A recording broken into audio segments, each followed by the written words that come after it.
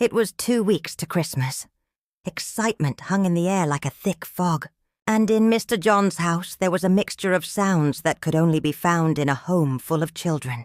Their laughter echoed through the rooms as they ran around, shouting games and making plans for the long-awaited holiday. Traveling to their village was always a big deal for the family.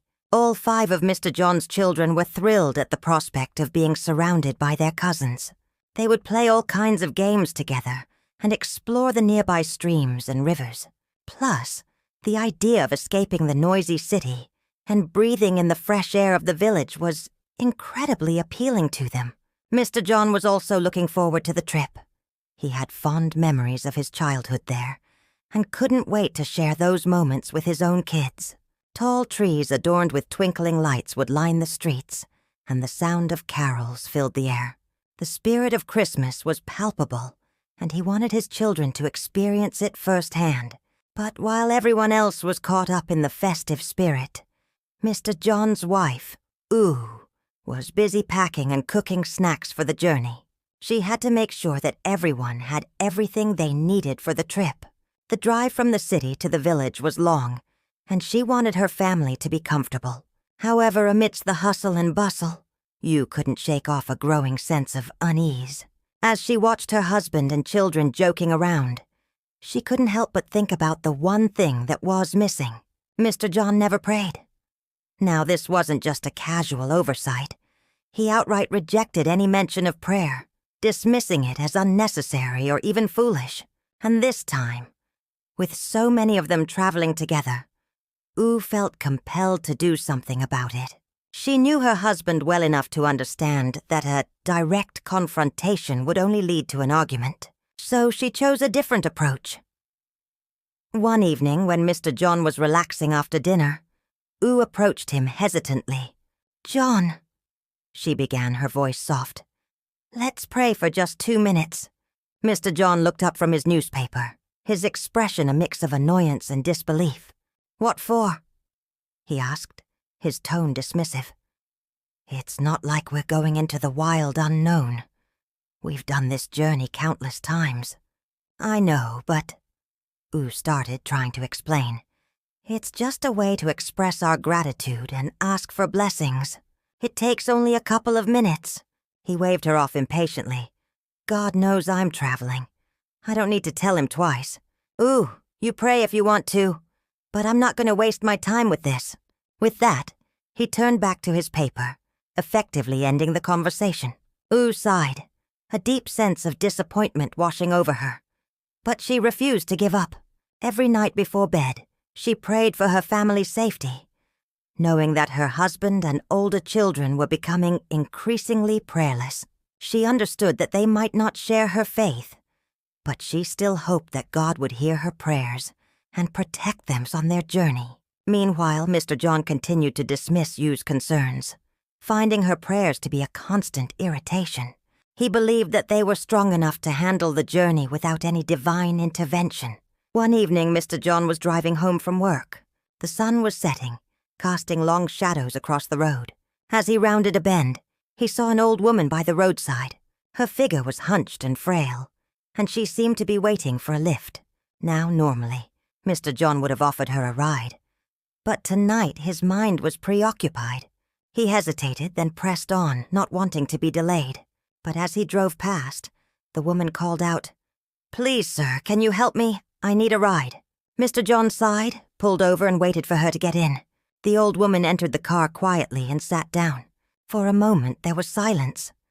Then she turned to Mr. John and said in a raspy voice, "This Christmas, you must not travel to your village. You must pray and fast first." Mr. John frowned, taken aback by her sudden outburst. "What do you mean?" he asked, his voice sharp. The woman leaned closer. "Don't travel unless you pray and fast. There is great danger awaiting you." Her words were cryptic, but the warning was clear. Mr. John laughed it off. "Don't worry, this is not my first time traveling." He tried to change the subject, indicating that he wanted to drop her off. She shook her head. "You don't understand. There is real danger ahead.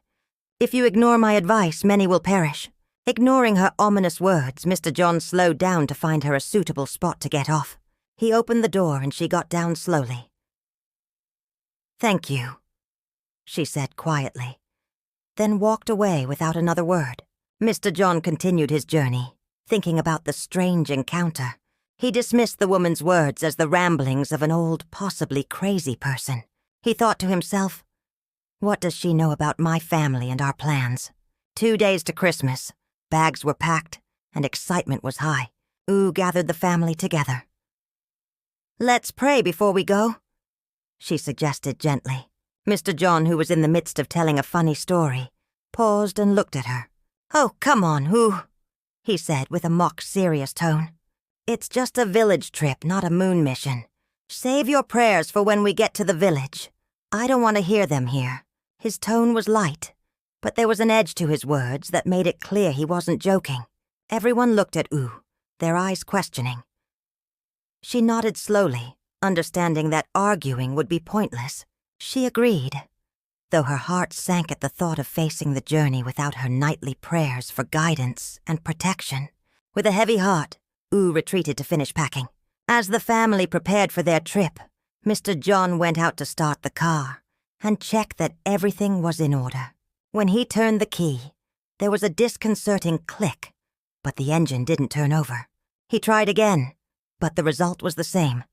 Concerned, he got out to inspect the car. He checked the fuel, the battery, and all the other usual things, but couldn't find anything wrong. Frustrated, he decided to call a mechanic. The mechanic arrived, examined the car, and shook his head. "Sorry, Mr. John," he said apologetically. "The engine has knocked. I'll need to order a new one, and it won't be ready for a few days." Mr. John stared at the car, his face pale. He couldn't believe his luck. Just a few hours ago, he was teasing his wife about praying, and now he was facing the consequences of not listening to her. He walked back into the house where his wife and children were gathered. His face was grim as he shared the news. The car wouldn't be able to take them on their trip.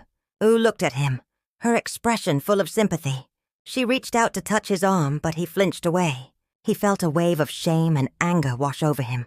He had been so sure of himself, so confident that nothing bad would happen. And now here they were, grounded for Christmas. Despite his frustration, Ooh suggested, "Maybe God doesn't want us to go." He glared at her, then turned away, muttering under his breath. He refused to admit it, but her words echoed in his mind. Still determined to make the trip, Mr. John announced, "We'll take a bus then." His children cheered at the idea of boarding a bus, and soon they were all ready to leave. In the village, Mama Amaka watched the road bitterly. She was filled with resentment as she saw Mr. John's car arrive.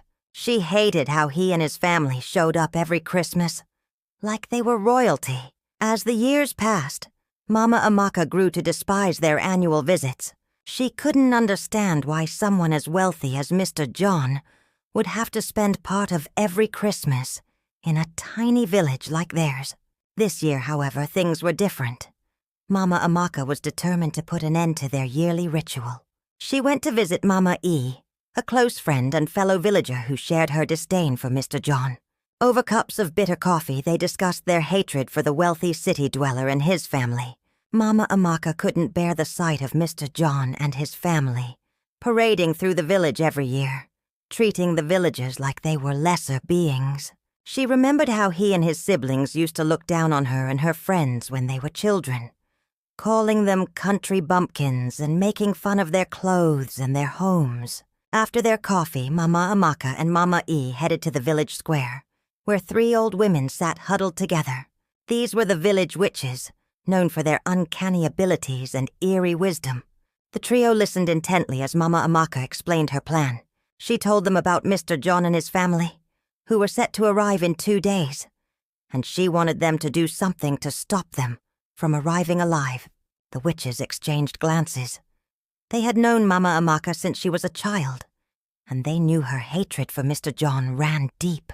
After hearing her request, one of the witches spoke up.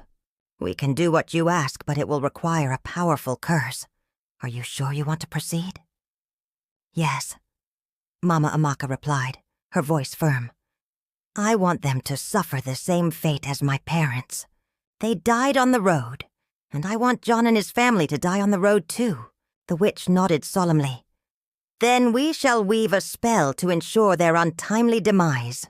They led her to an old shed at the back of their hut, where they gathered herbs and strange ingredients. The air grew thick with the pungent smell of the concoction as they stirred it in a large cauldron. Then they turned to Mama Amaka and asked for an item belonging to Mr. John. "Something with his scent on it will do," one of the witches said. She reached into her bag and pulled out Mr. John's old shirt, which she had kept all these years. It smelled faintly of him and was perfect for the spell. The witches took the shirt and began chanting in a language that sounded ancient and eerie. Their voices rose and fell, weaving a tapestry of dark magic. Finally, as the sun began to set, the spell was complete. "By the power vested in us, we curse Mr. John and his family," one of the witches proclaimed. "Their souls will be trapped forever in the place of their demise." A deadly accident awaits them on their way to the village. The other witches echoed the words, and the air crackled with energy. The witches watched silently as Mr. John's car disappeared around the bend. A cruel smile played on Mama Amaka's lips. She was confident that her plan would work. She turned and walked away, leaving the witches to their vigil. At the park, the family boarded a public bus. The children were excited to be on their way to the village. Ooh stood up and prayed aloud. "Lord, protect us." Mr. John hissed at her. "Sit down. You're embarrassing me." The bus started, and as the city faded behind them, the children laughed, eager to reach their destination. Mr. John, however, had fallen into a peaceful doze, unaware of the danger lurking ahead. Suddenly, the driver slammed on the brakes. "The brakes are not working," he yelled, his voice filled with panic. Mr. John jolted awake. Chaos erupted as passengers screamed and scrambled for the doors. Just then, a massive tanker truck appeared on the road ahead. The bus swerved to avoid a collision, sending it out of control. Ooh held her kids tightly, tears streaming down her face. "Lord, save us," she cried out. Time seemed to slow down. The screams of the passengers echoed in Ooh's ears as the bus sped towards the oncoming truck. Crash. Glass shattered everywhere. Screams filled the air, then silence. Ooh shielded her children with her body, her heart pounding in her chest. When she opened her eyes, she saw blood and glass surrounding her. She was badly hurt, but miraculously, her children were safe. And on the road ahead, the bus lay crumpled, its journey coming to a tragic end. News traveled fast in the village. John and his family had an accident. The word spread like wildfire, causing shock and murmurs to ripple through the tight-knit community. People rushed to the scene, their faces etched with concern. Standing among the crowd was Mama Amaka, her gaze fixed on the wreckage. A flicker of triumph crossed her face, but she quickly concealed it. No one knew yet who had survived the crash, nor the full extent of the tragedy. But one thing was certain: the yearly ritual had come to an abrupt and devastating end. The screen fades to black. If you enjoyed this story, hit that like button, leave a comment and subscribe so you don't miss part 2.